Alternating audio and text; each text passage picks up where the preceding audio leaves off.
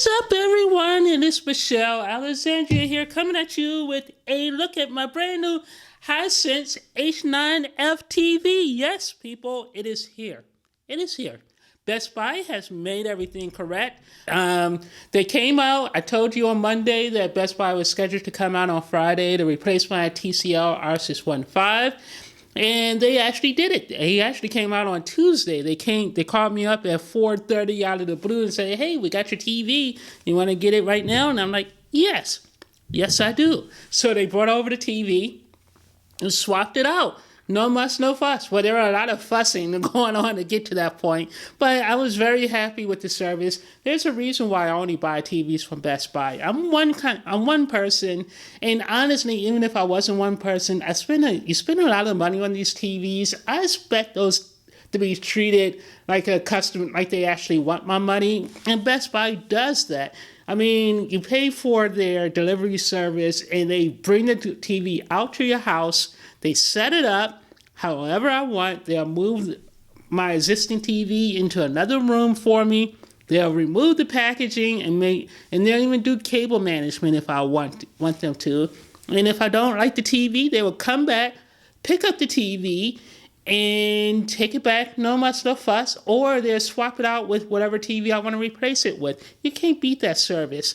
I know Costco and Amazon and all of these other companies, they have better return policies in terms of their window, where you get 90-day return windows, and their warranties are definitely a lot cheaper than Best Buy warranties are.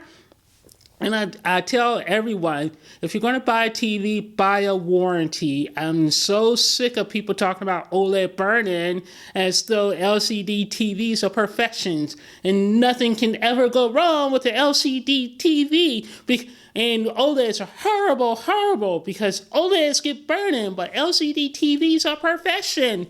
No, don't be stupid. Buy a warranty.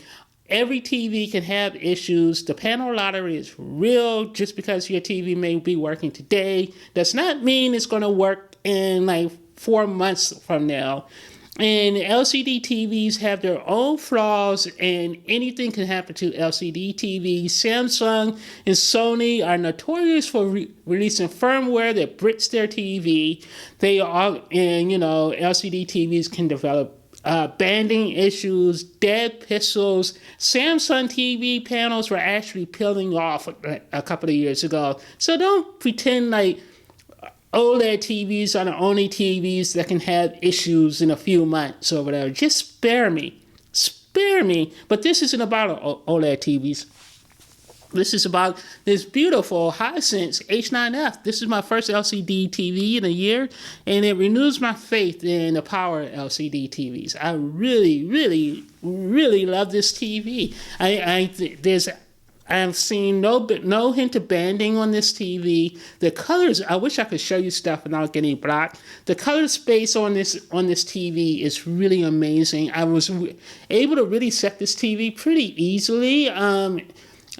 And out of the box, I like the colors out of the box. I watched a couple of 4K HDR programs, and this stuff looked really nice. I had to do a review of The Wizard of Oz. That disc is really disappointing, and it was one of the discs I've been looking forward to the most. And I had to say, I am a WebOS fangirl, but I'm surprised by how much I'm enjoying the Android TV OS. It is so much better than Roku. It really is. It's not even funny how much better this interface is than the Roku interface. Yeah, I still gotta exit out of programs in order to switch apps, but you don't really have to do that, because you can actually just hit the app button when you're in something, and then this window will fly up. And yes, it actually covers up most of the screen, but you can still see all your apps and switch to a different app easily. Whereas with the Roku system, you have to escape completely out of the app, search for your app, open the app, see what's available in the app, and then if you change your mind, go 4 steps to get back to where you were. At least here, it's a little bit easier to do that, where you can actually get in and out of apps by simply pressing the app button. So I really like that aspect of it. I also love the fact that when I set a picture mode, a picture option, and darn it, I can't do that here.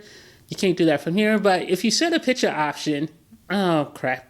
Screw you. Oh, so if you go down here and you click picture, and the thing is, you have to actually be in a program that usually get to the picture, but you can actually go in, you can set your picture modes right here, and then you set everything, and then there's this simple thing called apply picture settings to all sources. It's one of the things I love most about my OLED TV and WebOS is I don't want to be constantly fiddling with my settings. I want to be, once I set something, I want it to apply to all my input sources. And Android TV works the same way, whereas Roku was driving me insane because I had to keep setting everything based on what I was watching, and that was driving me absolutely crazy. Because just when you think you dialed in your settings on that TV, you go to another input source or watch another piece of content, it's like, oh my God, I got to go in and redo it. So that was really annoying. So I'm really enjoying the Android TV OS platform.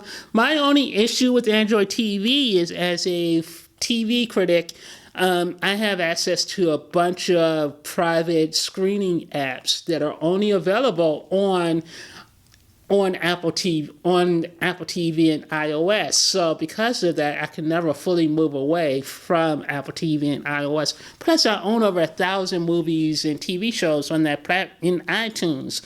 So because of that, I would never be able to fully 100% commit to the Android platform for TV. And I have a NVIDIA Shield, which I'm currently looking at, the brand new one, and I'm really loving that thing. The processing is amazing on that TV. The processing and upscaling on the NVIDIA Shield Pro is absolutely outstanding, and I'm loving it. But again, because of the fact that I have those apps on my Apple TV on iOS, I can't actually get rid of my Apple TV. That's one of the reasons why I'm returning my NVIDIA Shield Pro, because if I can't fully get rid of my Apple TV, what's the point of having that device? I actually had that NVIDIA Shield hooked up to this TV, and I was confusing myself because the interface is exactly the same. And so I was confusing myself and confused as to which one I was in, if I was actually in this interface or on the NVIDIA Shield. So I actually had to just hook that up to my OLED that's in my bedroom. But here comes my number one problem and number one issue with the Hisense. I don't need it. No matter how much I like and love this TV, I simply don't need it. I want it, but I don't need it. And there's a difference between a want and a need. And it isn't like I care about the $1,000 I spent. That I could consider that money already spent and gone and accounted for. But so I'm not going to return it because of the price. That has nothing to do with it. My problem with the TV is I just don't need it when I have a perfectly fine B7 in my bedroom, 55-inch B7 in my bedroom. And the last week has taught me anything. It's that I don't want to have a TV in my bedroom. I don't need a TV in my bedroom. I'm not in my bedroom enough to justify having a TV in my bedroom. When I lay down, it's hard to watch TV and get into a comfortable spot where I can watch a TV. And I would rather just listen to an audiobook to kind of get me in the mood and sleep mode. So for those reasons, I may end up returning this TV. Plus, I just feel, and here's where I'm a hypocrite, where I keep telling people there's always something better coming out. Let me repeat that. There's always something better coming out. There's always a new piece of technology coming out that's going to make the technology you have obsolete. So if you're buying stuff and you're constantly worried about that, you will never buy anything. With that said, I am being a complete hypocrite in the sense that CES is in January, which is basically just a month and a half away, and I want to see what the new hotness is. And I just feel like next year, after 2 years of nothing changing in the TV space, it feels like 2020 is going to be a change year for TV. You're going to have dual LEDs, more mini LED based TVs, cheaper OLEDs, hopefully, and I think OLEDs are going to actually get brighter, much brighter as well, and they're going to fit some of the quote-unquote burn-in scares. So, and more manufacturers are going to have OLED TVs, and I really want to wait until next year. Plus, you're going to have HDMI 2.1 becoming a thing. And again, I've always said I don't care about HDMI 2.1, but all the gaming features will be important. Although I'm not a gamer anymore because, arthritis in my old woman hands. But I would still like to have all those features because even though I can't play games much anymore, especially not for more than 20 minutes at a time, I still plan on buying one of the new consoles next year. It'll probably be a PlayStation 5 simply because my library is on a PlayStation 5, and like I said, I had an Xbox for years and years and years, but last year my Xbox was destroyed in a car crash, so I haven't had an Xbox in the last year, and even before that, I rarely used my Xbox, so yeah, I'll probably end up getting a PlayStation 5, even if I can't play games for more than 20 minutes at a time anymore, but so I want my TV to be capable of supporting all of that. I'm also really excited for WiSA technology. That's the thing I'm really excited for. And honestly, I don't think spending $3,000 on a 65-inch C9 is worth the money when I have a perfectly fine B7 right now. And next year, if the C10 doesn't work out, then I can always buy a C9 then, and the C9 will be $2,000, hopefully. So yeah, for all of those reasons, I'm going to end up returning this TV. I kind of know myself. I will probably return this TV, but on its face, I am really loving this TV. I think it's a solid buy. And if you're in the market for a TV, and if you have to have a TV, this is a no-brainer decision. Sure, an OLED TV, my OLED is kind of better, but better is relative. It's based on what you're used to. And of course, a $3,000 TV should be better than a $900 TV. I always think it's ridiculous that people expect to get the same kind of quality for a third the price. So is this better than the Q80 or Samsung Q90R? I don't know. I would assume those TVs are better. The only question is, as a TV consumer, you should ask yourself is it worth spending all that extra coin for maybe the 10% difference you may get between the 10% and 10 or 15% improvement you may get with one of those higher end sets. For me, the answer to that is no. I mean, I think $900 for this set is a great price. I mean, I could definitely live with this and be perfectly happy. And again, the only reason why I went on this journey is I just wanted a larger TV. I was tired of looking at a 55-inch TV. I wanted a larger one. And after a week of having this TV, the 65 inches is already kind of like, I'm used to it now. And so now that I'm used to it, I'm like,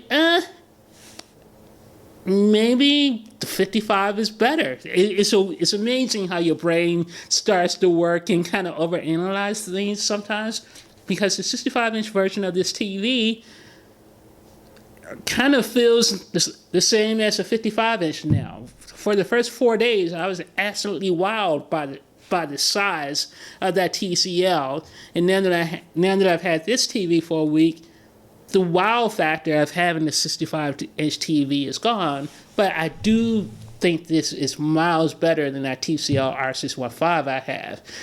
Would it be better than the R625? I don't know. I don't have that TV, so I can't really say. But I do really love this TV. I don't know if I want to do any more videos on the H9F or any more TV videos until next year. Because I don't know what I'm supposed to say about a TV. I'm not a TV reviewer. I just wanted to talk a little bit about my experience, and I wish I could show you more footage, but I can't. I do plan on doing one more video showcasing the gaming aspects of this TV.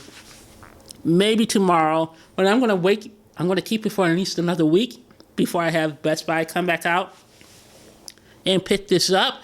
But yeah, I really love this TV. It is by far the best LCD TV I've ever had, and there's absolutely no blooming on it that I've seen. There's no flashlighting. There's no screen uniformity issues. This is a flawless panel. You know, as flawless as a panel can be, considering the panel lottery. So I'm very happy with this TV. Very, very happy with it. I'm almost convincing myself to keep it. So anyway, talk to you guys later. Bye.